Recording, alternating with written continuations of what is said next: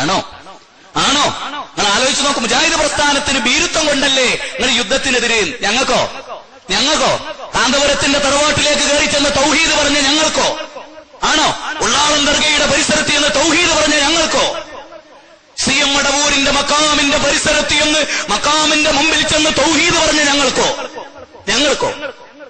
ബാബരി മസ്ജിദ് പൊളിച്ച ഉടനെ ഇന്ത്യന്റെ മതേതരത്വത്തിന്റെ കടക്ക് കത്തിവെച്ച ഡിസംബർ 6 ഉണ്ടല്ലോ, 1992 ഡിസംബർ 6, ഇന്ത്യ രാജ്യത്ത് മുഴുവനും കലാപം പൊട്ടിപ്പുറപ്പെട്ടപ്പോ മതം മനുഷ്യ സൗഹാർദ്ദത്തിന് എന്ന് പറഞ്ഞ് ചതുർദിന സമ്മേളനം നടത്താൻ മുജാഹിദ് പ്രസ്ഥാനം കാണിച്ച ധൈര്യത്തിനോ? ഏതാ മുജാഹിദ് പ്രസ്ഥാനത്തിന്റെ കുഴപ്പം? മുജാഹിദ് പ്രസ്ഥാനം ജനങ്ങളുടെ പൾസ് മനസ്സിലാക്കി പ്രവർത്തിച്ചു. മുജാഹിദ് പ്രസ്ഥാനം കൈവെക്കാത്ത എന്തൊരു നന്മയാണ് ഈ സമൂഹത്തിനുള്ളത്? കേരളത്തിലെ മുസ്ലിം സ്ത്രീകൾ അടിപ്പാവാട ധരിക്കാത്തൊരു കാലമുണ്ടായിരുന്നു.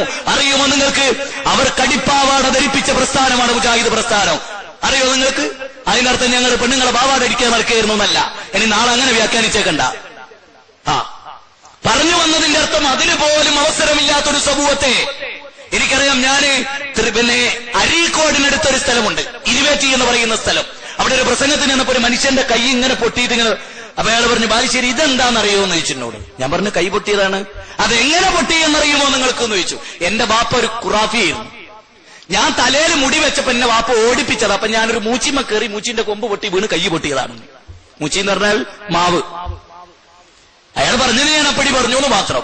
മാവിന്റെ മുകളിൽ എന്റെ വാപ്പ ഓടിച്ചിട്ട് കയറ്റി. അങ്ങനെ കൊമ്പടിഞ്ഞ് ഞാൻ വീണു മുടി വെച്ചതിന്റെ പേരിൽ.